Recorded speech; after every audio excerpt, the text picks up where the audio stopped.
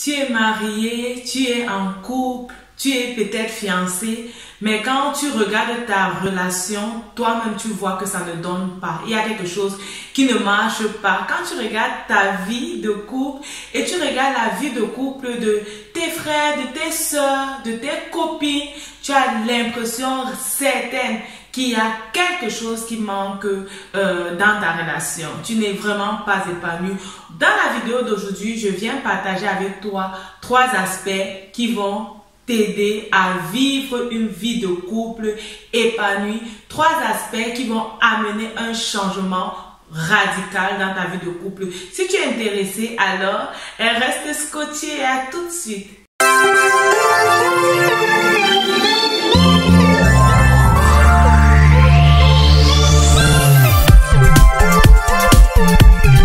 Salut, bienvenue à quelques minutes d'encouragement. Je suis Myriam Tapso, ta motivatrice spirituelle. Je suis très contente que tu prennes de ton temps pour regarder cette vidéo aujourd'hui. Alors, on n'oublie pas les bonnes habitudes. Si tu es là pour la première fois, n'hésite pas à t'abonner. Cela me ferait absolument plaisir. Et sur cette chaîne également, tu vas recevoir des encouragements, des histoires passionnantes qui vont t'aider réellement à vivre cette vie de qualité que Dieu a prévu que tu vives sur cette terre. Tu vas recevoir des éléments qui vont t'aider à être réellement épanoui dans tous les aspects de ta vie. Aujourd'hui, nous parlons de couple, nous parlons de relations, nous parlons de fiançailles parce qu'il y a plusieurs personnes qui sont sur cette chaîne, qui sont en couple. Il y a plusieurs personnes qui sont mariées. Il y a également les fiancés. Il y a des gens qui aspirent au mariage. Alors nous parlons aujourd'hui de couple. Pourquoi parlons-nous de couple? Parce que les relations vont de mal en mal. Les couples vont de mal en mal. Le taux de divorce ne fait qu'augmenter. Le taux de femmes qui ne sont pas réellement satisfaites dans leur relation ne fait qu'augmenter. Les femmes ne sont pas satisfaites. Les hommes également ne sont pas satisfaits. C'est pourquoi il y a le divorce. Parce que personne n'est satisfait. Toutefois, lorsqu'on regarde la vie de d'autres personnes, lorsqu'on regarde d'autres couples, il y a bel et bien des couples qui sont épanouis. Il y a bel et bien des couples qui sont des modèles, des exemples. Qu'est-ce que ces couples ont que nous n'avons pas? Qu'est-ce que ces gens font que peut-être toi qui me regardes aujourd'hui, tu ne fais pas? Qu'est-ce que ces gens font que tu n'appliques pas encore dans ton couple et qui t'empêche réellement d'être épanoui? Dans cette vidéo, je partage avec toi 3 aspects. Je te laisse signaler au début 3 aspects qui vont réellement t'aider à vivre cette vie de couple épanouie, qui vont réellement t'aider à voir le changement. Réellement, si tu les appliques, parce que il ne suffit pas d'écouter, il ne suffit pas de connaître ces choses, mais il faut également les appliquer dans sa vie de couple. Alors, sans plus tarder, je te présente le premier aspect. Oui, le premier élément qui va t'aider à être épanoui dans ton couple, c'est le respect. Dans plusieurs familles, dans plusieurs éducations, on nous a montré que le respect est capital. Le respect des aînés, le respect des parents est capital. Dans le couple également, le respect est capital. Le respect, c'est quelque chose à ne pas bannir. Si déjà même dans les fiançailles, tu as l'impression que ton conjoint ou ta conjointe ne te respecte pas, je t'encourage réellement à réfléchir sur cette relation. Le respect est capital. Reconnaître la place de l'autre et reconnaître sa place, que chacun fasse son rôle. Qu'est-ce que la Bible te dit? La Bible te dit que l'homme est le chef de la famille et que l'homme doit également aimer sa femme comme Christ a aimé l'Église. La femme doit respecter cet appel que Dieu a donné à l'homme. Même si tu es plus riche que ton mari, je veux dire, tu rapportes plus de finances dans le couple que ton mari, même si tu es plus intellectuel, tu as fait plus de longues études que ton mari, tu es appelé à le respecter et à savoir qu'il est le chef de la famille. Respecter également ne veut pas dire que tu dois lui rappeler qu'il est le chef. Non, tu respectes qu'il est le chef et lui, il sait qu'il est le chef et il doit prendre cette fonction de chef de famille.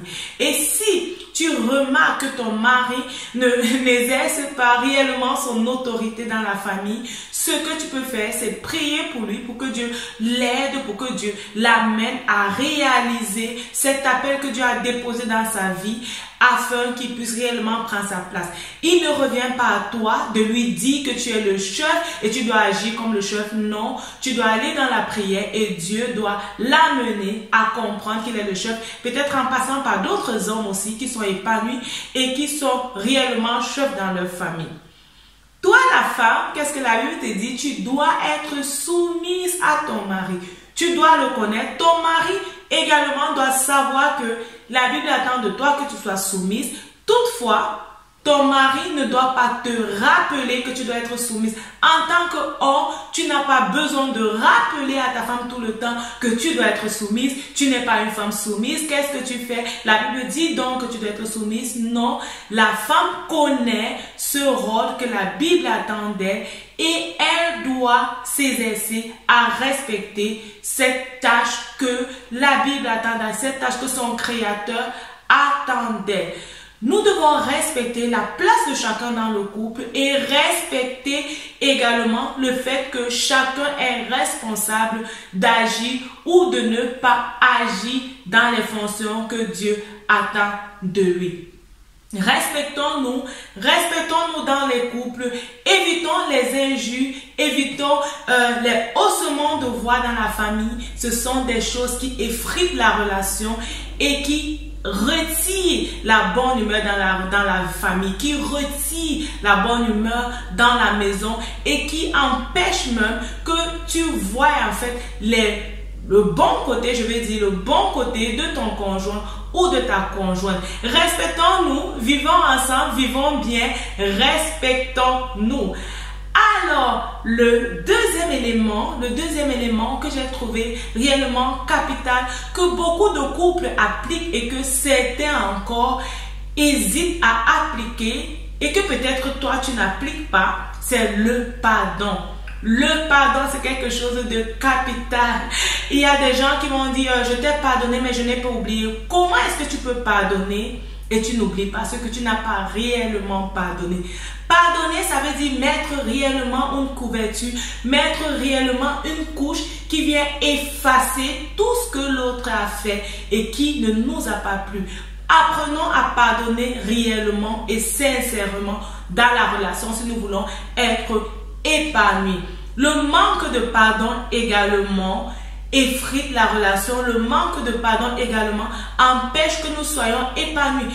Parfois, on a l'impression qu'on a pardonné, mais lorsque tu regardes ton conjoint ou ta conjointe, tu as encore cette idée qui te revient à la tête. Ça prouve réellement que le pardon n'a pas été octroyé. Donnons un pardon réel et un pardon sincère.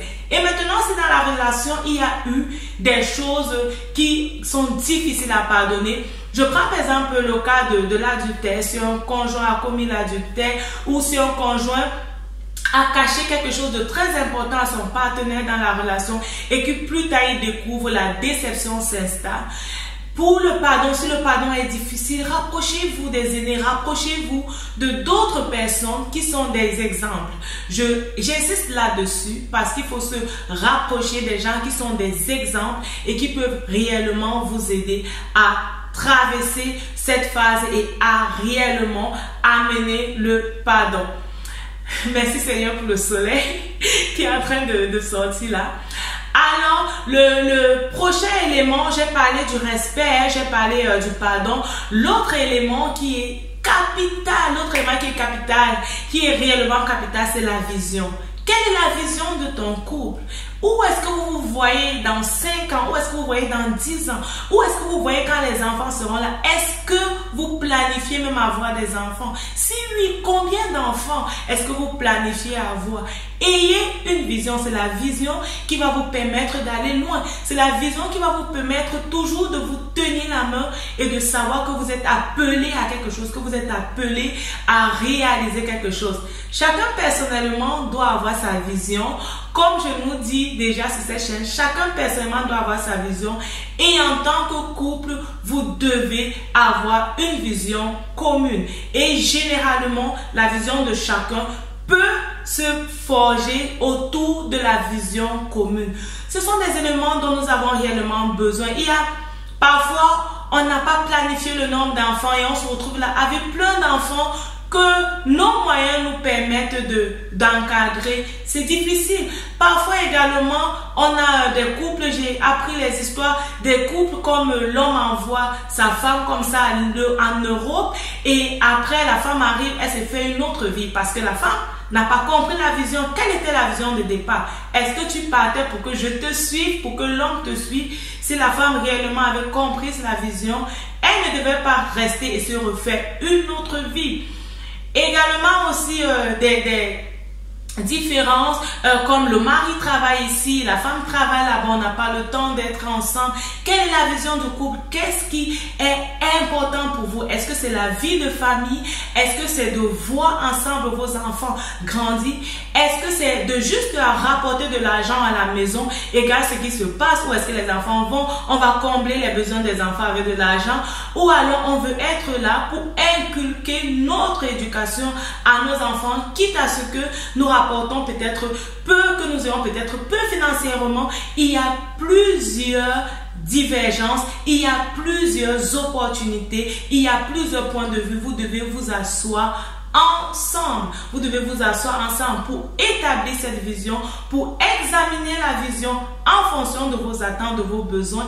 Et au fur et à mesure que le couple grandit, au fur et à mesure que les enfants viennent dans le couple, au fur et à mesure que d'autres éléments s'ajoutent dans le couple, réajuster la vision, ne pas juste écrire la vision et la laisser, non.